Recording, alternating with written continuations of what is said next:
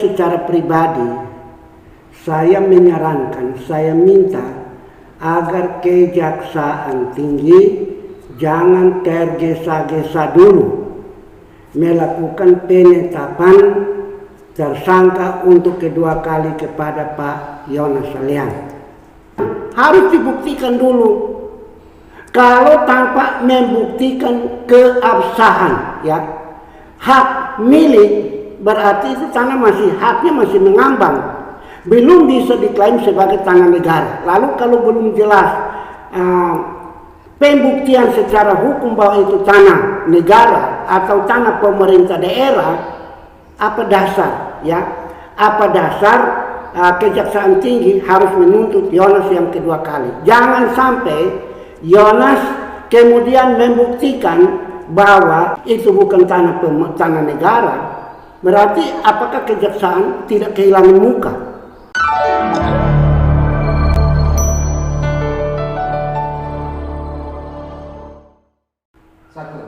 Jumpa lagi sahabat pencari keadilan dimanapun berada dari Pojok Tapin Paku Podcast. Hari ini bersama saya Bapak Dr. Ayub Titueki. Kita akan diskusi soal yang santer diberitakan akhir-akhir ini, khususnya penetapan tersangka mantan Wali Kota Kupang, Yonas Salehan.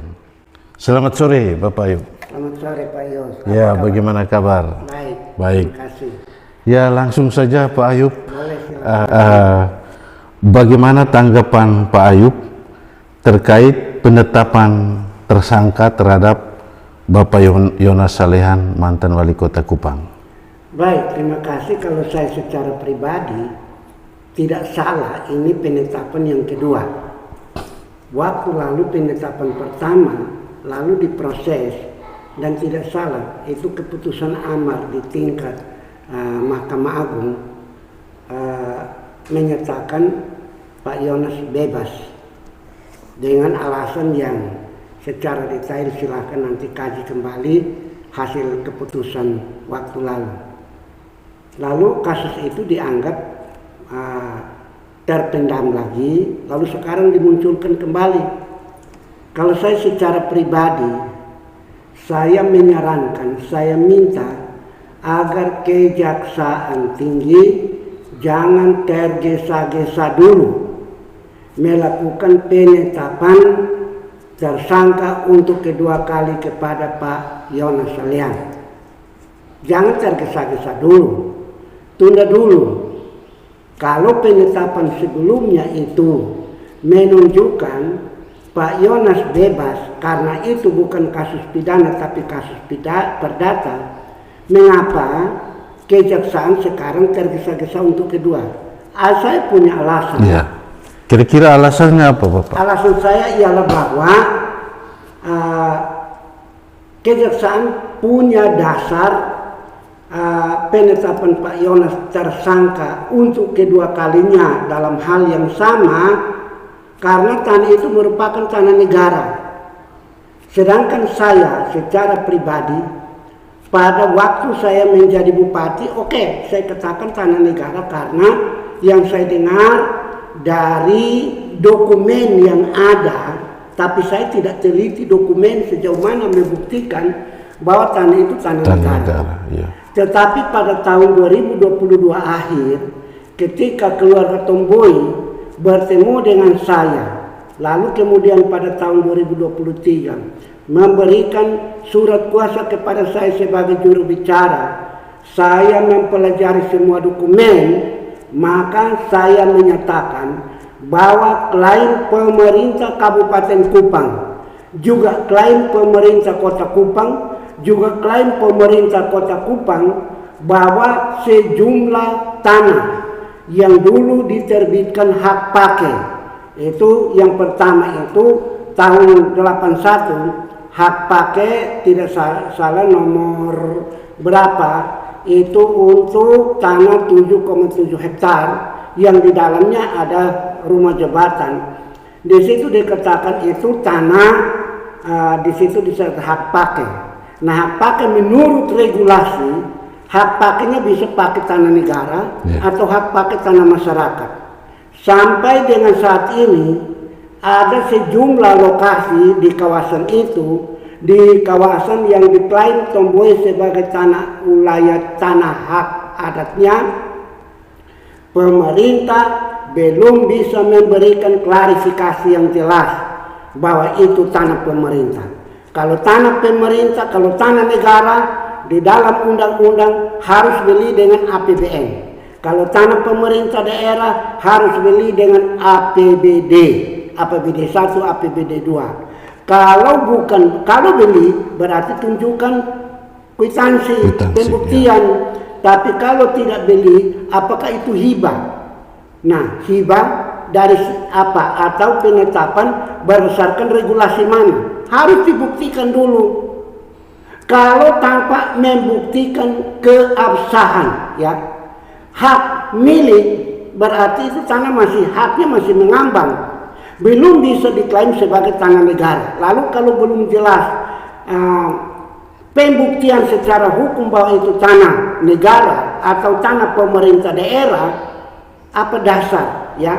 Apa dasar Kejaksaan Tinggi harus menuntut Yonas yang kedua kali? Jangan sampai Yonas kemudian membuktikan bahwa itu kembali lagi itu adalah tanah, itu urusan perdata bukan pidana, apalagi itu bukan tanah negara. Berarti apakah kejaksaan tidak kehilangan muka di dalam memberikan tuntutan 2 kali terhadap Pak Yonas? Yeah. Nah, ini yang alasan. Karena begini, saya juga atas nama keluarga Tomboe pada tanggal 30 Juni 2025 kami sudah bersurat ke Direktorat Jenderal Kekayaan Negara, Kementerian Keuangan, untuk memberikan klarifikasi kepada kami tentang status beberapa tanah yang dulu dipakai sebagai HGU. Dan kami tahu bahwa hak pakai itu ada yang dipakai oleh pemerintah daerah Kabupaten Kupang, ada yang digunakan sebagai hak pakai oleh pemerintah kota, ada yang juga termasuk yang LIPO, bahkan ada dokumen pemerintah provinsi, ada kwitansi menjual kepada Pos Kupang dan sebagainya. Nah, pertanyaannya, alas hak dari pemerintah sehingga melakukan transaksi jual beli atau melakukan kerjasama dengan pihak ketiga, mereka harus buktikan. Kalau sampai mereka tidak sanggup atau belum mau memberikan pembuktian tentang alas hak atau dasar kepemilikan secara hukum, apakah itu tidak termasuk merampok, menyerobot tanah masyarakat? Nah, sampai sekarang kami minta, baru saja juga saya telah mengajukan bersama keluarga Tomboe, kami melaporkan, meminta kepada Kejaksaan Tinggi dan juga meminta kepada kepolisian, kami bagi untuk wilayah ini, minta Kejaksaan Tinggi melakukan penyelidikan dan bila perlu ditingkatkan menjadi penyidikan tentang dasar kepemilikan tanah seperti itu. Tapi sampai sekarang tidak ada tanggapan. Tidak ada tanggapan sama sekali. Nah, sekarang yang kita pertanyakan ialah dasar tuntutan yang kedua kali terhadap hal yang sama. Terhadap hal yang sama terhadap Pak Yonas Salihan. Nah, apa dasarnya? Jangan hanya katakan tanah negara, tetapi keabsahan klaim bahwa itu tanah negara, buktikan dong. Buktikan. Dan yang minta untuk pembuktian itu dari keluarga Tomboe. Ada waktu itu kami memberikan surat kepada pemerintah Kabupaten Kupang, meminta pemerintah Kabupaten Kupang melalui tidak salah surat Tomboe, itu kita urut tidak salah nomor 7, nomor 8, dan kalau tidak salah nomor 9. Minta jelaskan kalau itu mengatakan tanah pemerintah, harus buktikan berdasarkan Permendagri nomor 19 tahun 2016. Di situ pasal 3 jelas mengatakan diklaim sebagai itu tentang pengelolaan aset. Di situ dikatakan butir A, pasal 3 butir A, di situ dikatakan bahwa kalau diklaim sebagai tanah pemerintah, milik pemerintah, 1, beli pakai APBD. B, berdasarkan hal-hal lain yang sah menurut undang-undang. Lalu kemudian hal-hal yang sah menurut undang-undang dijelaskan lebih lanjut. 1, hibah. Siapa yang hibah? Yang kedua, berdasarkan regulasi. Regulasi mana? Kalau mau regulasi, ingat bahwa berdasarkan Undang-Undang nomor 56 garing PRP tahun 1990 itu tentang pelaporan tanah maksimal dan minimum maksimal. Artinya bahwa orang yang punya tanah lebih dari 20 hektar itu harus diserahkan kepada pemerintah, sedangkan dia hanya memiliki 20 hektar. Tapi tidak berarti bahwa hanya serahkan saja. Ada penjelasan di situ, dan juga sama dengan pasal 18 Undang-Undang Pokok Agraria nomor 5 tahun 60, pasal 18 di situ katakan untuk kepentingan umum, buat jalan, buat kantor-kantor, untuk kepentingan negara, pemerintah, atau kepentingan bersama rakyat, hak atas tanah dapat dilepaskan dengan ketentuan memberikan ganti rugi yang layak menurut undang-undang. Nah, sekarang ini kan undang-undang. Kalau undang-undang kalau ambil, lalu ganti rugi di mana? Kalau ada ganti rugi berarti ada pelepasan hak. Itu karena di dalam pasal 5, apakah dimiliki karena beli atau dimiliki karena syarat yang lain-lain, bukan asal klaim di atas kertas bahwa itu tanah negara atau tanah pemerintah daerah. Mana buktinya? Harus ada berita acaranya. Di dalam Permendagri itu nomor 19 tahun 2011 ada beberapa pasal mengatur tentang tata cara, berita acara untuk mengklaim bahwa suatu bidang tanah itu sah merupakan milik daerah atau milik negara. Di mana-mana masyarakat hanya dibodohi ini tanah negara. Tapi kita karena bilang tanah negara, mereka hanya bilang mana sertifikat, membodohi dan menakutkan kita tanpa mereka harus buktikan. Seharusnya mereka buktikan kalau tanah negara, kalau tanah pemerintah daerah, mana dasarnya, dasar klaimnya, buktikan dong. Nah, ini masyarakat kita harus bersatu untuk mengusut ini. Saya minta kepada para wartawan, saya akan memberikan ini yang dulu kami kasih ke Dirjen Kekayaan Negara pada tanggal 30 Juni tahun 2025, belum dijawab sampai dengan saat ini. Waktu itu kita kasih ke Dirjen Kekayaan Negara pada tanggal 25 Juli, 1 bulan kemudian ada telepon itu dari Ibu Desa Putu Jenny, itu dari Kanwil DJKR di Bali, bahwa mereka minta bagaimana kita harus lakukan diskusi. Saya bilang diskusi, tapi kami bersurat minta supaya ada klarifikasi dari Dirjen Kekayaan Negara di Jakarta, status tanah ini masuk tanah negara atau tidak. Kalau masuk tanah negara, jelaskan bukti, tunjukkan bukti detailnya bahwa diklaim sebagai tanah negara berdasarkan dasar hukum yang mana. Nah, begitu saya omong, dia akhirnya bilang begitu saya kasih tahu, lalu dia bilang, Pak, kalau begitu kami di pusat sampai dengan Kanwil hanya mengurus yang tanah negara, sedangkan untuk daerah silakan berhubungan dengan itu yang namanya kantor pelayanan kekayaan negara dan lelang. yang pernah undang kita pergi pada tanggal 29 supaya itu Pak akan, karena waktu itu mereka katakan kita sudah jelaskan banyak dan mereka bilang Pak Yogi namanya, Pak Yogi katakan Pak saya di sini hanya staf, saya di sini hanya pelaksana, saya rekam dan saya akan kirim ke Jakarta. Saya bilang kami minta jawaban tertulis, sudah sampai Oktober pertengahan, mana jawaban tertulis? Saya minggu depan akan bersurat lagi, ya sebelum tanggal ini, karena saya ada koordinasi dengan orang. Saya akan bersurat ke Jakarta lagi untuk meminta ya kejelasan. Jadi kejelasan masuk tanah negara atau tanah pemerintah daerah. Kalau tanah pemerintah daerah, tanah negara, dasarnya apa? Buktikan ya dasar klaim hak tanah negara, tanah pemerintah daerah berdasarkan regulasi. Apakah negara memang terbentuk langsung punya tanah?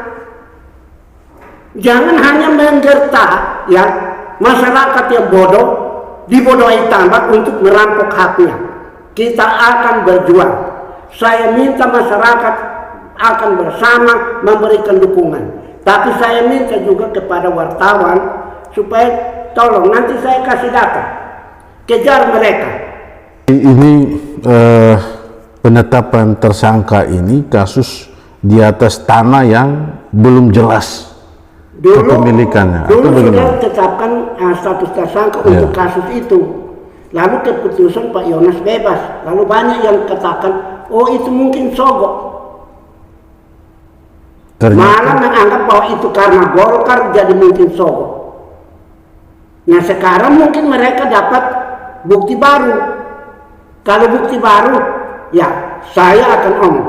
Menurut saya secara pribadi yang dalam hal ini menjadi penerima kuasa dari Tanah Tomboy, Pak Yonas tidak merampok tanah negara, tidak menjual tanah negara, tidak menerbitkan sertifikat untuk merugikan negara dan memperkaya diri. Tetap Pak Yonas, kami dari keluarga Tomboy akan menuntut dia. Dia melakukan penyerobotan karena dia waktu membuat sertifikat dia katakan itu tanah kosong. Padahal itu bukan tanah kosong, itu tanah keluarga Sobaki.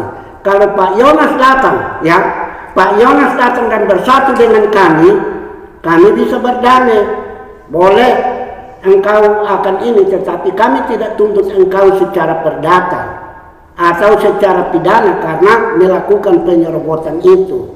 Tapi engkau harus bagaimana berdamai dengan keluarga Tomboy karena tanah itu adalah tanah Tomboy. Sedangkan siapa katakan bahwa itu bukan tanah Tomboy, kita berhadapan karena kasus ini sudah kami laporkan kepada Presiden. Waktu itu disposisi sudah turun ke Hublen. Kami juga sudah laporkan ke Kementerian Hak Asasi Manusia dan tembusan kemana-mana, tapi tidak satu instansi pun memberikan tanggapan. Kami tidak tinggal diam, kami akan terus kejar. Baik. Jadi mungkin ada tambahan terkait penetapan tersangka oleh Kejaksaan Tinggi. Kalau penetapan tersangka, ya itu kewenangan ada di Kepala Kejaksaan Tinggi.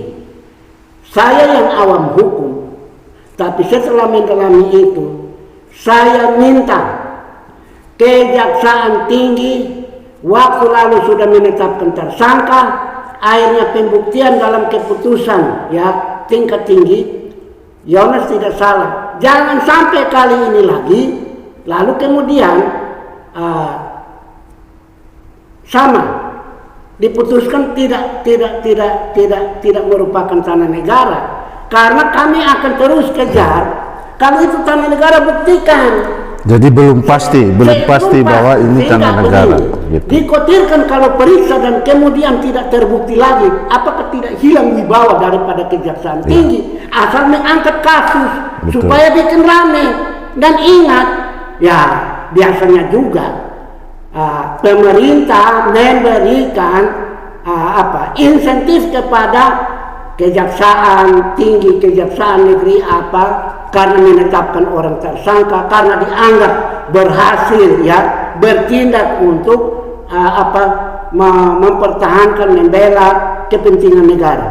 Tapi ingat, kalau mengangkat dia seperti itu, tapi kemudian lolos, nah ambil uang, lalu kemudian ya terima insentif di sini, angkat lagi, terima. Apakah itu tidak merugikan negara?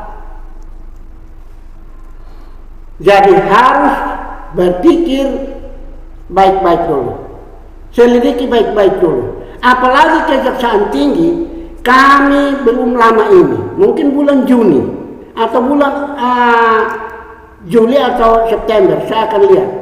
Kami ada pila tanah-tanah keluarga Tomboy, ada yang kami di Kejaksaan Tinggi, ada yang kami di Kapolda.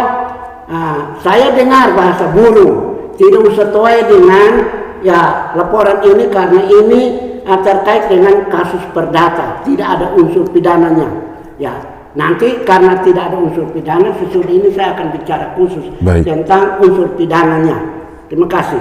Oke, terima kasih sahabat pencari keadilan. Jadi dari penetapan tersangka Pak Yonas Salehan, ternyata di situ ada masalah mengenai status tanah. Keabsahan hak. Klaim bahwa itu tanah negara. Jadi ada klaim bahwa itu tanah negara. Padahal klaim tanah negara itu belum dipastikan, belum dapat dipastikan, dapat dibuktikan. Yang tuntut dari keluarga Tomboy. Ya, jadi dari keluarga Tomboy sudah melakukan proses hukum, proses penuntutan terhadap tanah tersebut, karena pada dasarnya tanah itu adalah tanah Tomboy. Jadi bagi Kejaksaan Tinggi harus lebih berhati-hati dalam menetapkan tersangka. Terima kasih untuk kita diskusi hari ini. Sampai jumpa di episode berikutnya.